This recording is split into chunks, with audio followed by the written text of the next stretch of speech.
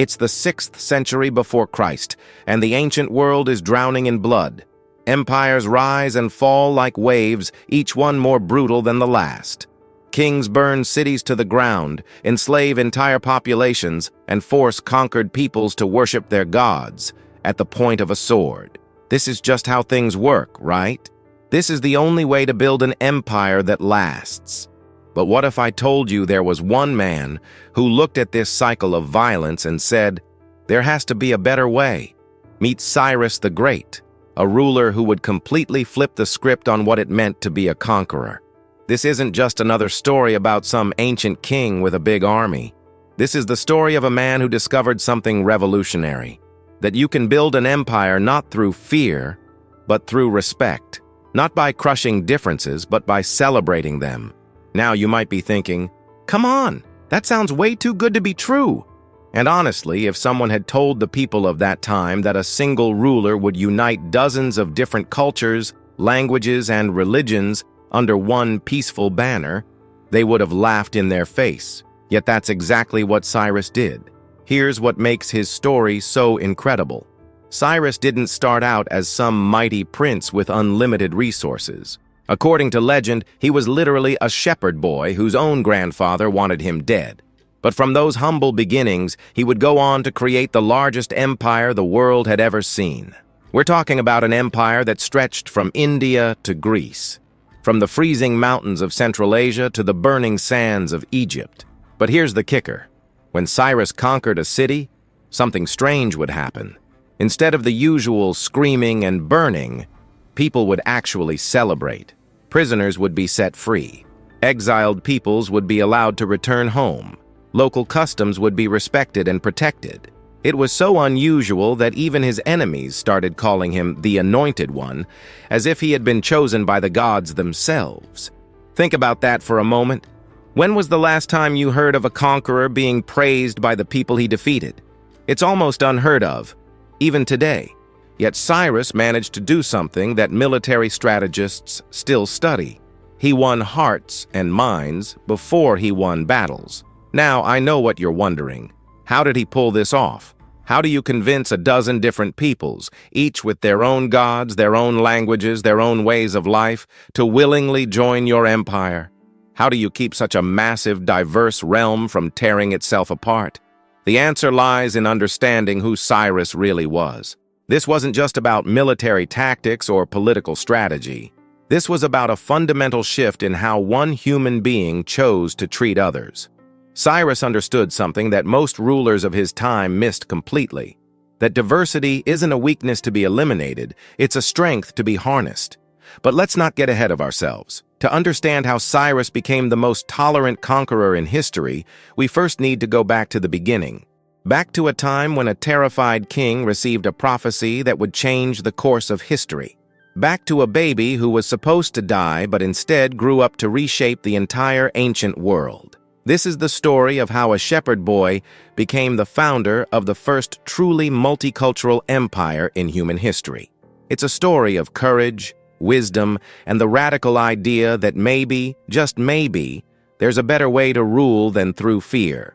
So settle in, because we're about to embark on a journey that will take us from the mountains of Persia to the gates of Babylon, from the halls of power to the dust of ancient battlefields.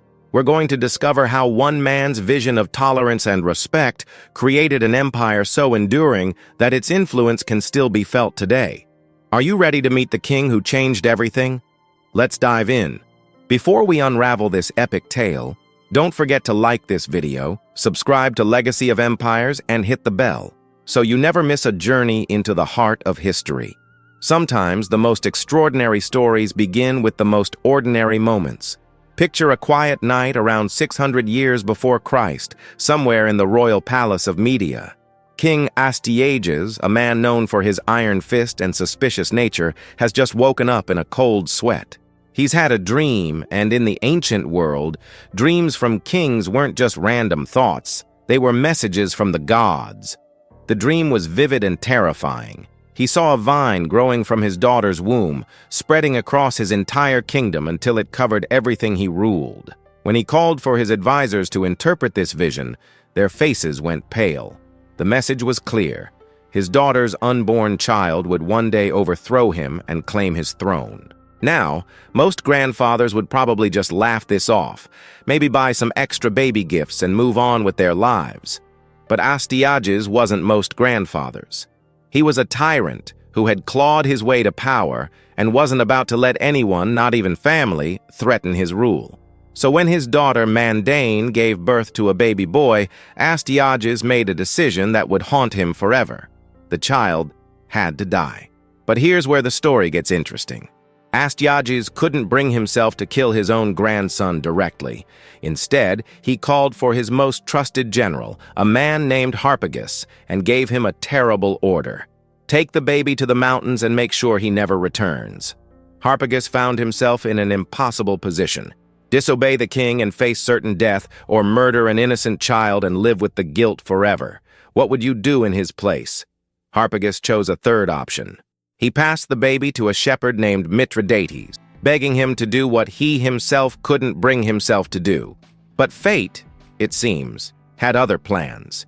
When Mithridates returned home and told his wife about the baby, she had just given birth to a stillborn child. Looking at this healthy, beautiful baby boy, she made a decision that would change history. We'll raise him as our own. So the future king of the Persian Empire grew up not in golden palaces, but in the rough mountain pastures of Media. The boy who would one day rule millions learned to tend sheep, to read the weather, and to understand the simple but profound wisdom of common people. His name was Cyrus, and for the first years of his life, he had no idea that royal blood flowed through his veins.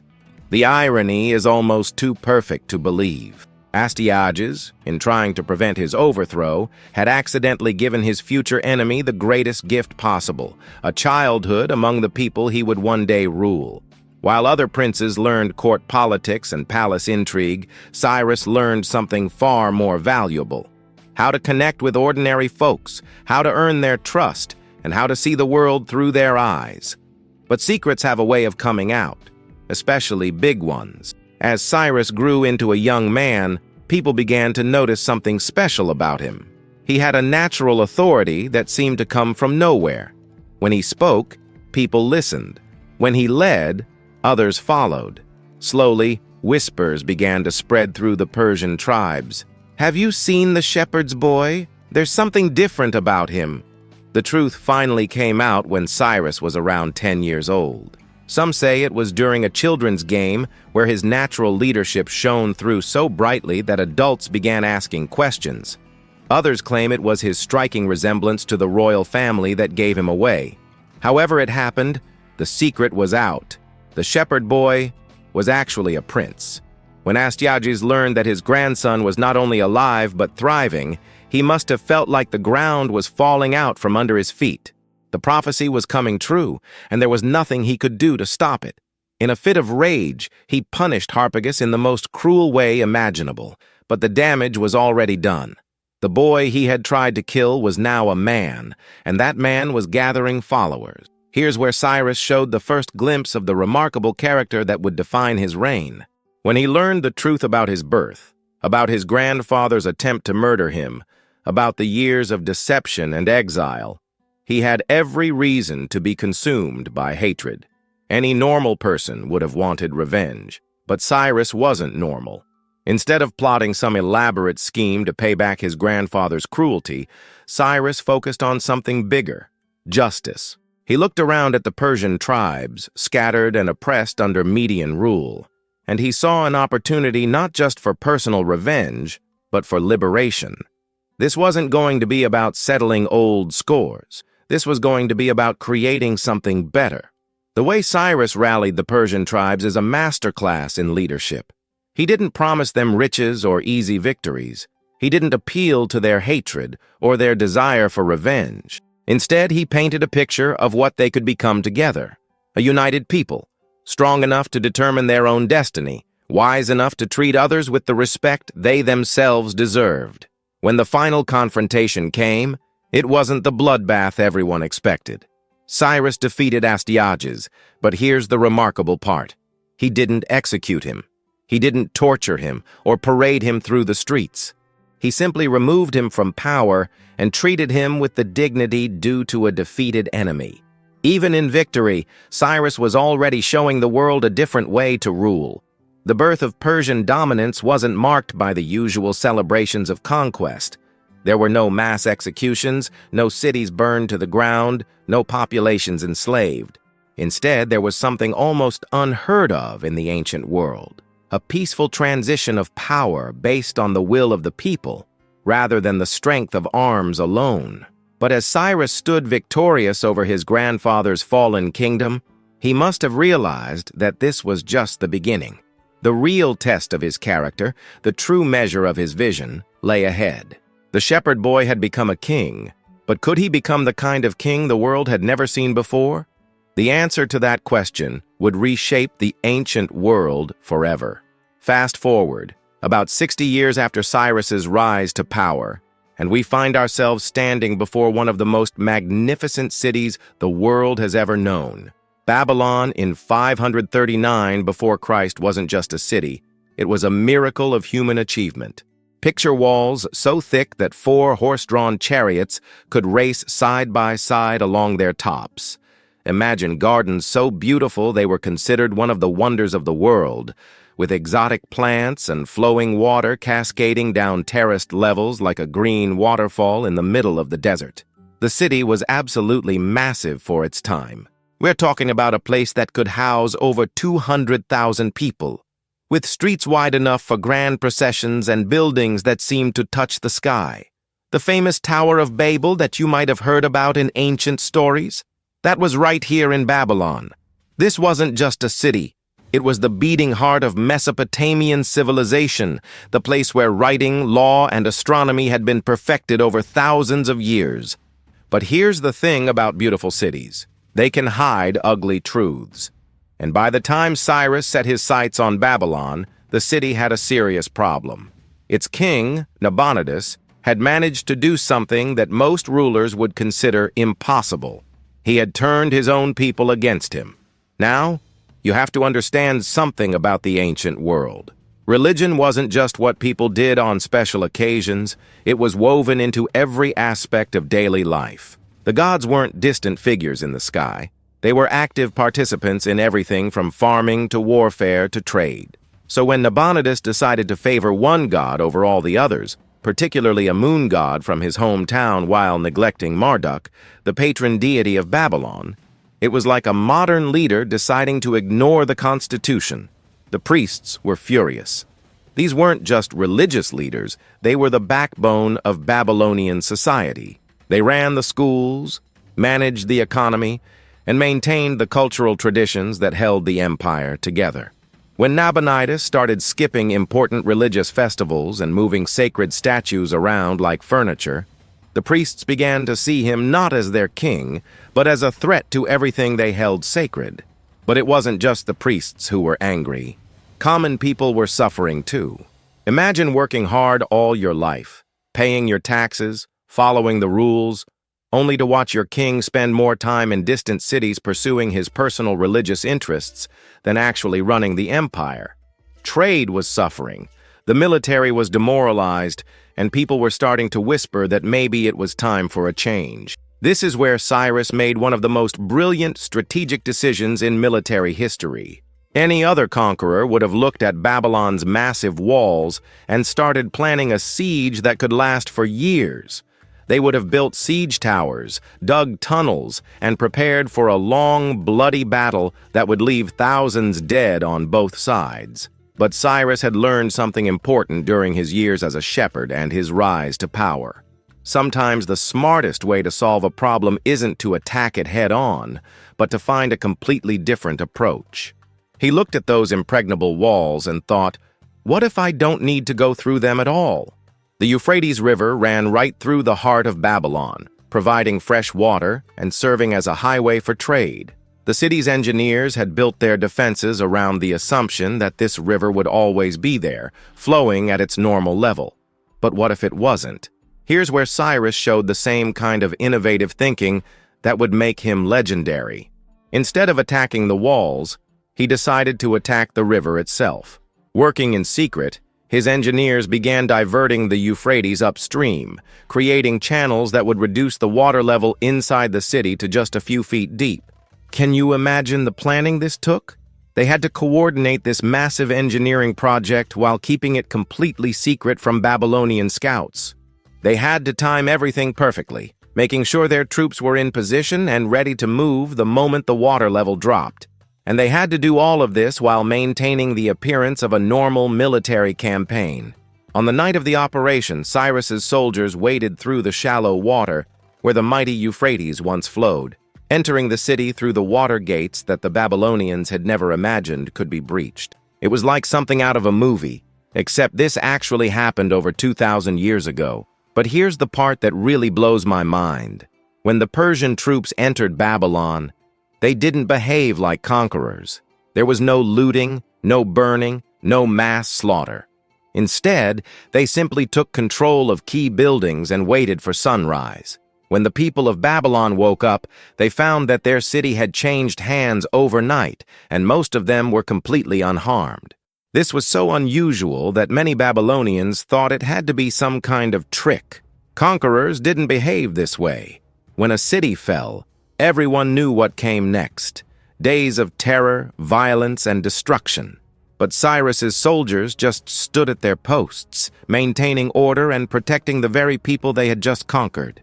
The real masterstroke came when Cyrus issued what we now call the Cyrus Cylinder. This wasn't just a victory announcement, it was a revolutionary document that changed how rulers thought about their responsibilities. Written in cuneiform on a clay cylinder, it declared that all people had the right to worship their own gods, speak their own languages, and maintain their own customs. Think about how radical this was. Most conquerors forced their religion and culture on defeated peoples. It was considered normal, even necessary for maintaining control. But Cyrus looked at the diverse population of his growing empire and saw something different. He saw strength in diversity, not weakness. The cylinder specifically mentioned that exiled peoples would be allowed to return to their homelands and rebuild their temples. This wasn't just political strategy, though it was certainly smart politics. This was a fundamental statement about human dignity and the right of people to live according to their own beliefs.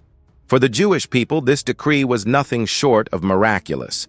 They had been living in exile in Babylon for decades, dreaming of returning to Jerusalem and rebuilding their temple. When Cyrus not only allowed but actually funded their return, they saw it as divine intervention. This is why, in Jewish tradition, Cyrus is called the Anointed One, a title usually reserved for their own kings and prophets. But the cylinder didn't just affect the Jews. It established a precedent that would echo through history. For the first time, a ruler had officially declared that diversity of belief was not only acceptable, but actually beneficial to the empire. This was the birth of the idea that different peoples could live together peacefully under one government while maintaining their unique identities. Now, I know what you're thinking. Did Cyrus really invent human rights? It's a fascinating question that historians still debate today. The cylinder does establish principles that sound remarkably similar to what we find in modern human rights documents. But we have to be careful not to impose our modern understanding on ancient events. What we can say for certain is that Cyrus's approach was revolutionary for its time.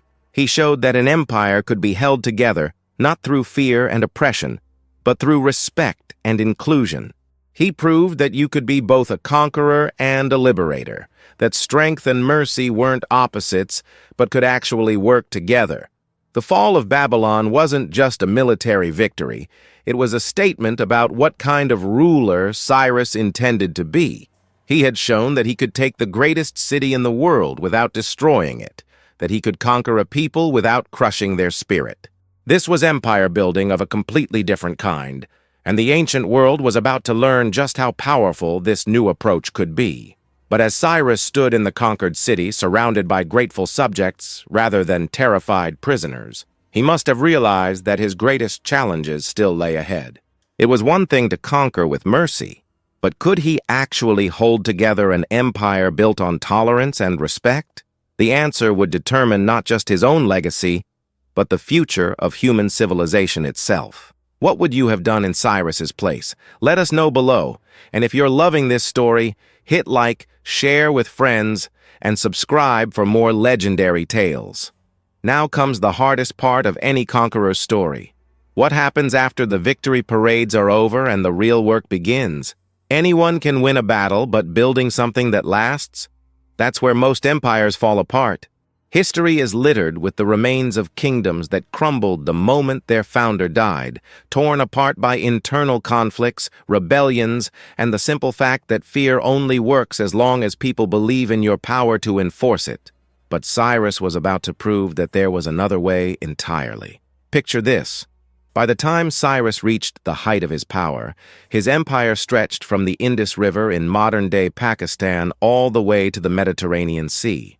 We're talking about a territory that covered more than 2 million square miles, home to dozens of different peoples who spoke different languages, worshipped different gods, and had completely different ways of life.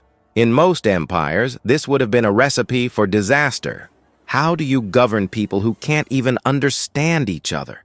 How do you maintain loyalty among subjects who have nothing in common except the fact that they've all been conquered by the same army? The traditional answer was simple. You don't.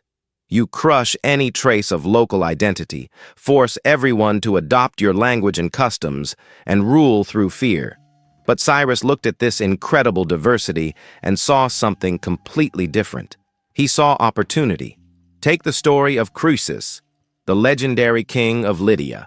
This guy was so wealthy that we still use the phrase, rich as Croesus, today. His kingdom sat right at the crossroads between Europe and Asia, and he had built his fortune on trade and the world's first gold coins. When Cyrus came knocking, Croesus had every reason to believe this would be a fight to the death. The battle itself was epic. Croesus had consulted the famous oracle at Delphi, who told him that if he fought Cyrus, he would destroy a great empire. Confident in his victory, Croesus marched out to meet the Persian army. The oracle was right about a great empire being destroyed, but it wasn't the one Croesus expected. His forces were defeated, and he found himself a prisoner in his own capital. Here's where most conquerors would have made an example of the defeated king. Public execution, torture, maybe a nice dramatic scene to show everyone what happened to those who opposed the new order. But when Cyrus's soldiers brought Croesus before him, something unexpected happened. Instead of ordering his execution, Cyrus started talking to him. Not interrogating, not threatening, just talking. He wanted to understand this man who had built such a prosperous kingdom. He asked about Lydian customs, about their methods of trade, about what made their people loyal. And as they talked, Cyrus realized something important. Croesus wasn't just a defeated enemy, he was a valuable resource. So Cyrus made a decision that shocked everyone, including Croesus himself. He not only spared the former king's life, but he made him an advisor. Croesus, who had expected to die in chains, found himself helping to govern the very empire that had defeated him. And here's the amazing part. He was actually good at it. His knowledge of trade routes, local customs, and regional politics proved invaluable to Cyrus's administration. This wasn't just mercy, it was genius. By keeping local leaders in positions of authority, Cyrus ensured that his empire was run by people who actually understood the regions they governed. A Persian administrator might know military strategy, but a local leader knew which festivals were important, which trade agreements needed to be honored, and how to settle disputes according to local custom. The same pattern played out across the empire.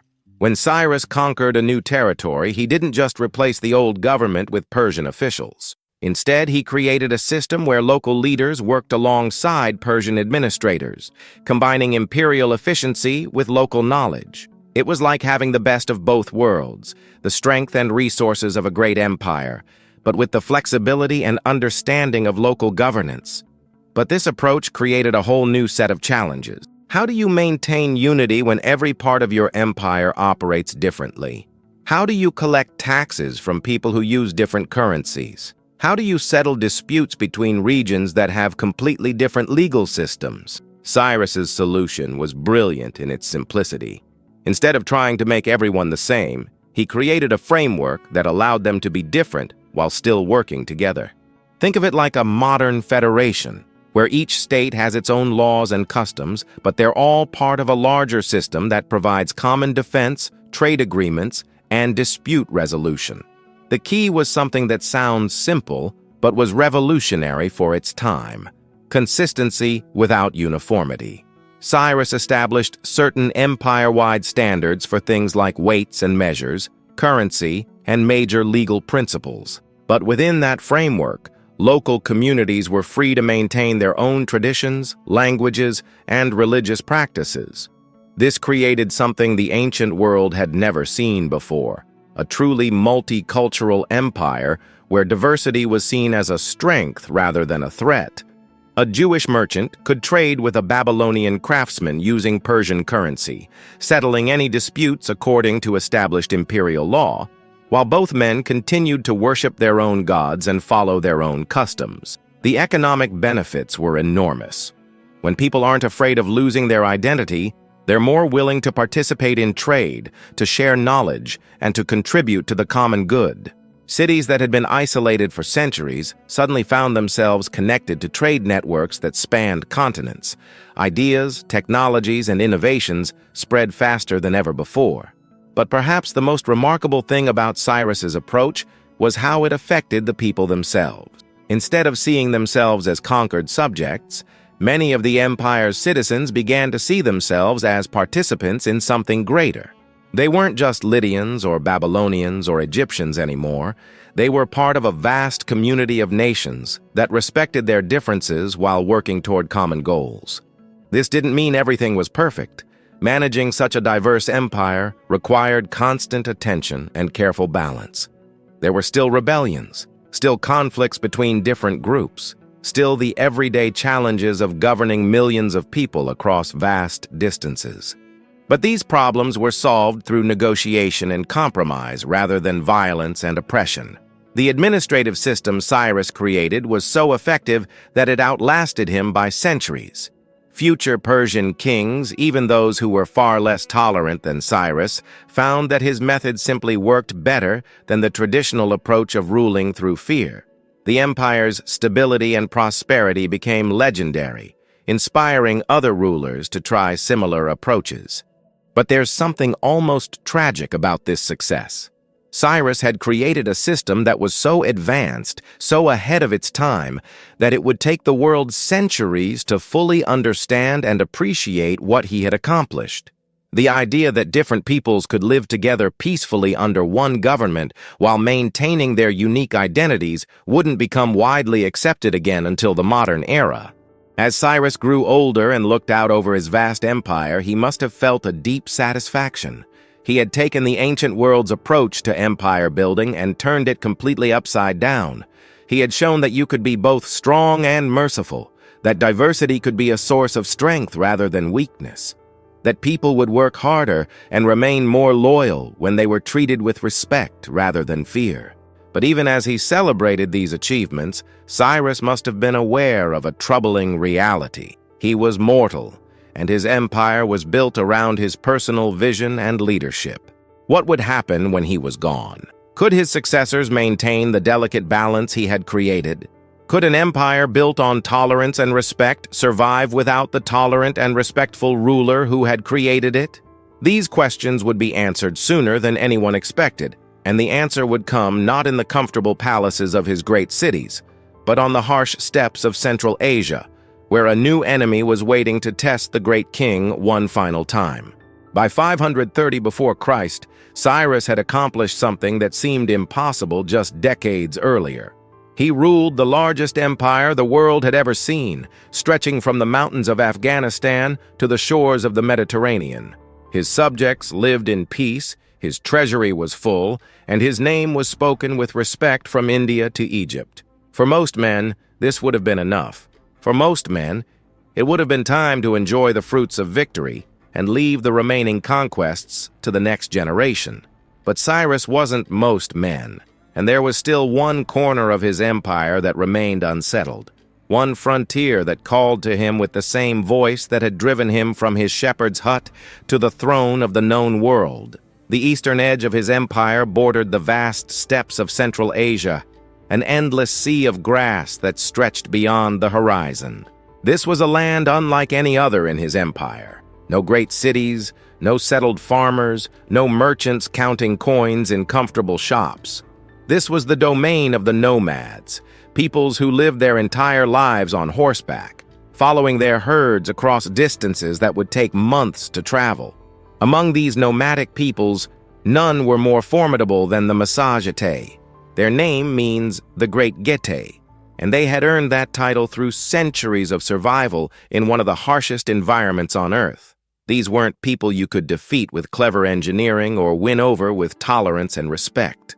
They were warriors born in the saddle, raised on mare's milk and hardened by endless battles against both nature and their enemies. The Massagetæ were ruled by a queen named Tomyris, and everything we know about her suggests she was exactly the kind of leader such a people would follow. She was tough, smart, and absolutely fearless. When Cyrus sent ambassadors to her court, they didn't find a palace or a throne room. They found a woman who lived in the same tents as her warriors, who knew every horse in her herds by name, and who could shoot an arrow from horseback at full gallop with deadly accuracy. At first, Cyrus tried his usual approach. He sent diplomats with gifts and proposals. Maybe they could work out some kind of alliance, some way to bring the Massagetæ peacefully into his empire. But Tomyris wasn't interested in being anyone's vassal, no matter how great their empire or how generous their terms. Her message back to Cyrus was clear. Rule your own people and leave us to rule ours. For anyone else, this might have been the end of it. The Massagetæ weren't threatening his core territories, they weren't disrupting trade routes, and they certainly weren't going to invade his settled lands. But something about their defiance bothered Cyrus. Maybe it was pride. Maybe it was the simple fact that there was still a part of the world that didn't acknowledge his authority. Or maybe, after decades of careful diplomacy and bloodless victories, he was hungry for the kind of straightforward military challenge that had made his reputation in the first place.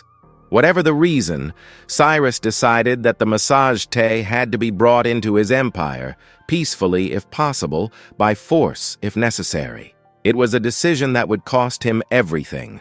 The problem was that everything Cyrus had learned about warfare over the decades was useless against an enemy like this. You couldn't divert rivers to take their cities because they had no cities. You couldn't win over their local leaders because they had no local leaders apart from Tomyris herself.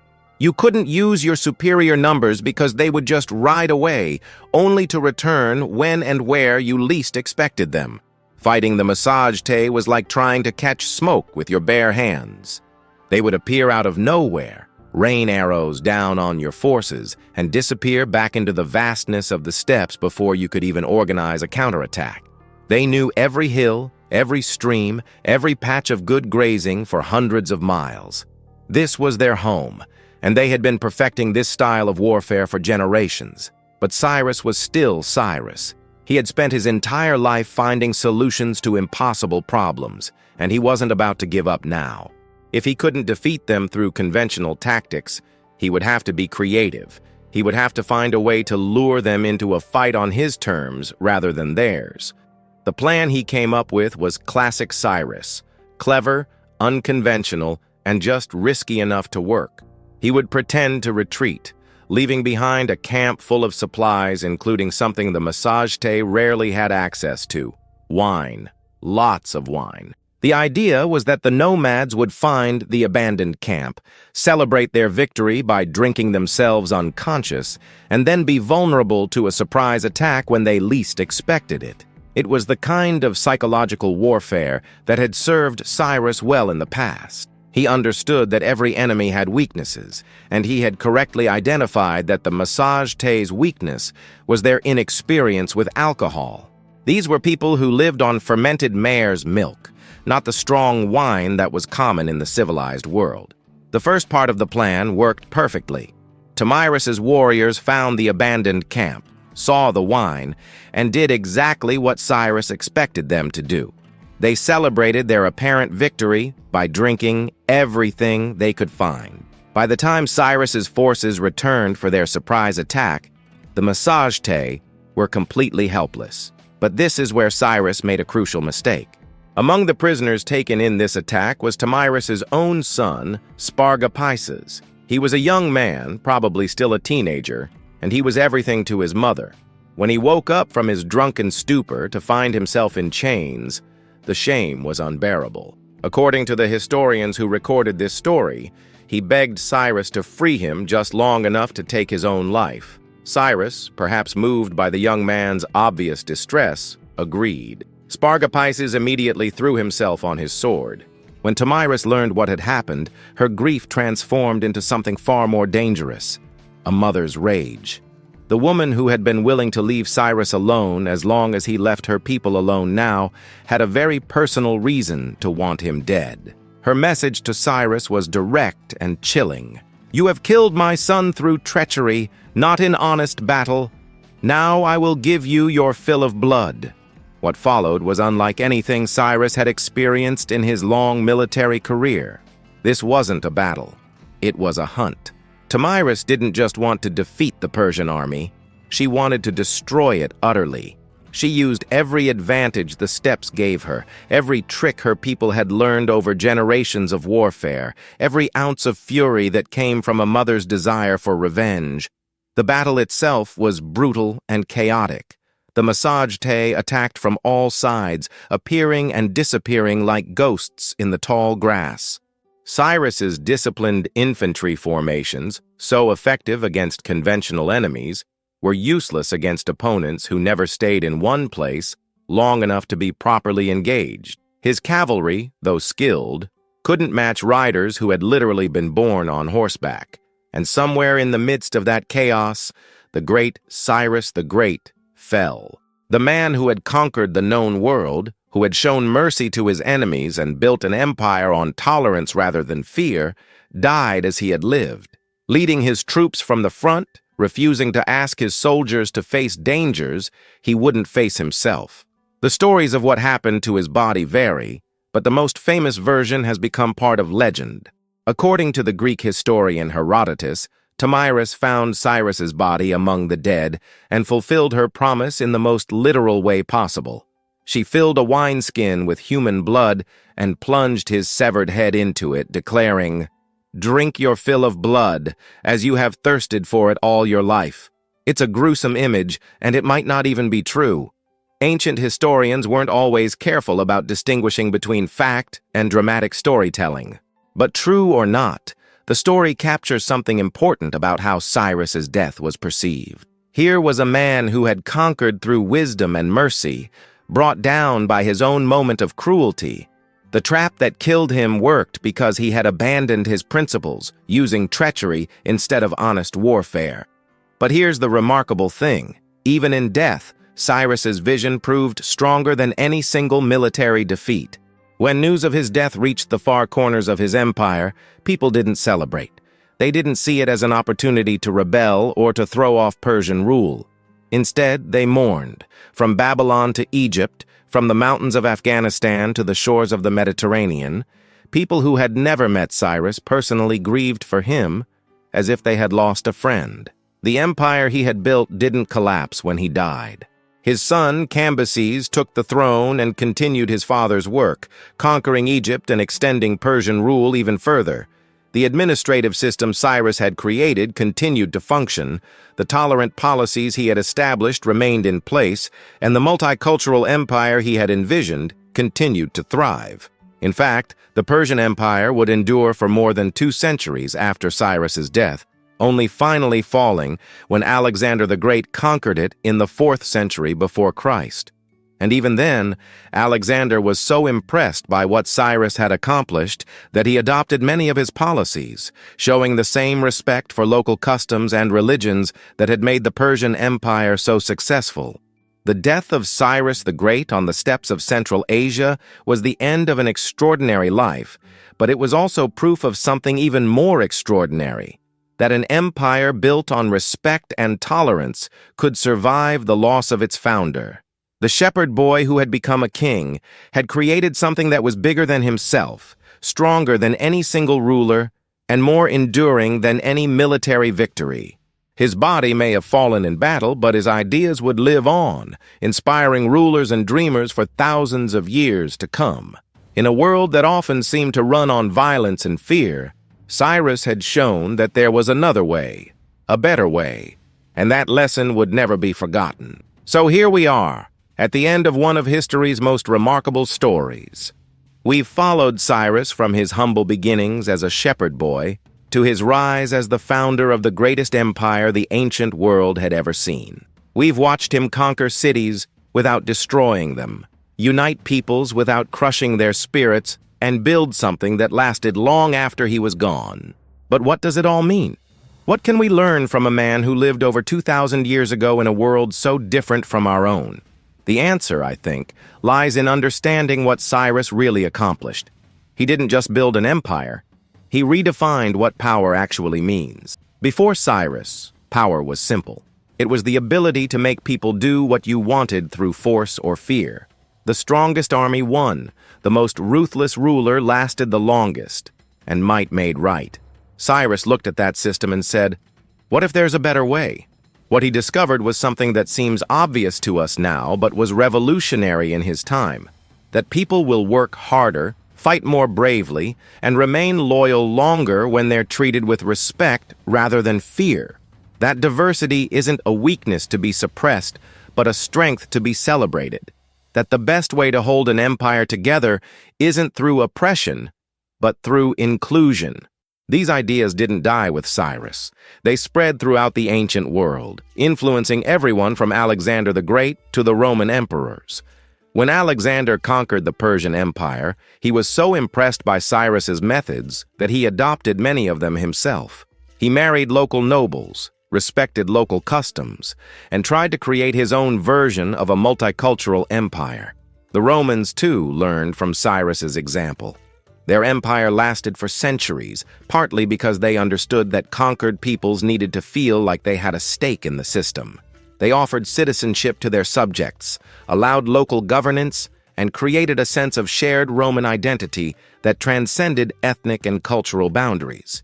But the influence of Cyrus's ideas didn't stop with the fall of ancient empires. Jump forward to the 18th century, and you'll find the American founders grappling with the same questions Cyrus had faced. How do you unite different peoples under one government? How do you balance unity with diversity? How do you create a system that respects individual rights while maintaining collective strength? The solutions they came up with, enshrined in documents like the Constitution and the Bill of Rights, echo principles that Cyrus had established over 2 millennia earlier. The idea that people have certain fundamental rights that governments must respect. The notion that diversity can be a source of strength rather than weakness. The belief that true authority comes from the consent of the governed rather than the power of the sword. Fast forward to the 20th century, and the connection becomes even more direct. When the United Nations was founded after World War II, its members were trying to create a framework for international cooperation that would prevent future conflicts. The Universal Declaration of Human Rights, adopted in 1948, establishes principles that would have sounded remarkably familiar to Cyrus, that all people have the right to freedom of religion, to maintain their own cultures, and to be treated with dignity regardless of their background. In fact, the Cyrus Cylinder is sometimes called the first Charter of Human Rights, and a replica of it sits in the United Nations headquarters in New York. It's a powerful reminder that the ideas we consider most modern, most progressive, most enlightened, actually have roots that stretch back to the very beginning of recorded history.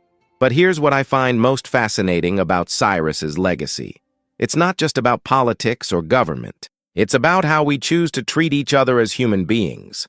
Every time someone chooses to listen to a different perspective rather than dismiss it. Every time someone shows mercy instead of seeking revenge. Every time someone builds bridges instead of walls. They're following in Cyrus's footsteps. Think about it. In our own time, we face many of the same challenges that Cyrus faced.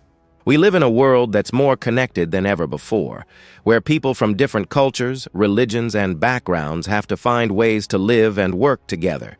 We have to figure out how to balance individual freedom with collective responsibility, how to maintain unity while respecting diversity, How to build institutions that can last beyond any single leader. The questions Cyrus grappled with are still our questions. What makes a good leader? How do you create lasting change? What's the difference between power and authority? How do you build something that will outlast your own lifetime? His answers were simple but profound. Lead by example. Treat others with the respect you want to receive. Understand that your strength comes not from what you can force people to do, but from what they choose to do willingly. Build systems that can survive without you. Remember that the greatest victories are the ones that don't require defeating anyone. These aren't just political principles, they're human principles. They apply whether you're running a country, managing a team, raising a family, or just trying to be a good neighbor. They remind us that the most powerful force in the world isn't fear or hatred or violence, but the simple recognition that we're all in this together. So when you hear about conflicts between different groups, when you see people being divided by fear and suspicion, when you wonder whether it's possible for people with different beliefs to live together peacefully, remember Cyrus. Remember that over 2,000 years ago, a shepherd boy from ancient Persia proved that it could be done. He showed us that diversity is not a problem to be solved, but a gift to be celebrated, that differences can be sources of strength rather than weakness, that the best way to conquer hearts is not through force, but through understanding.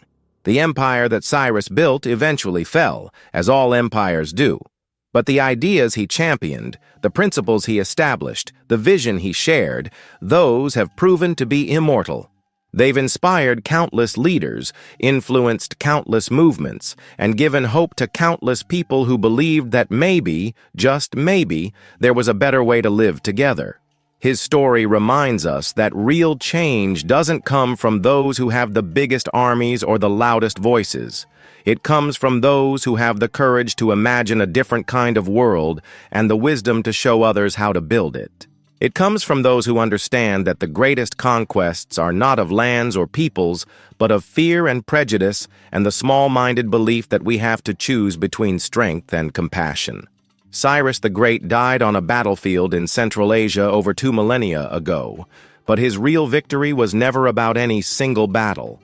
His real victory was proving that there's another way to live, another way to lead, another way to build something that lasts. And in a world that often seems to have forgotten that lesson, his story is more relevant than ever. The greatest conquerors, as it turns out, are not those who rule lands, but those who rule hearts. And the greatest empires are not those built on fear, but those built on the revolutionary idea that all people, regardless of where they come from or what they believe, deserve to be treated with dignity and respect. That's the legacy of Cyrus the Great. That's the lesson that echoes across the centuries, and that's why, more than 2,000 years after his death, we're still talking about the shepherd boy who became a king and changed the world forever. If this story moved you, like the video, comment your thoughts, and share it with fellow history lovers. Subscribe to Legacy of Empires for more legendary tales. Until next time, remember, the greatest conquerors are not those who rule lands, but hearts.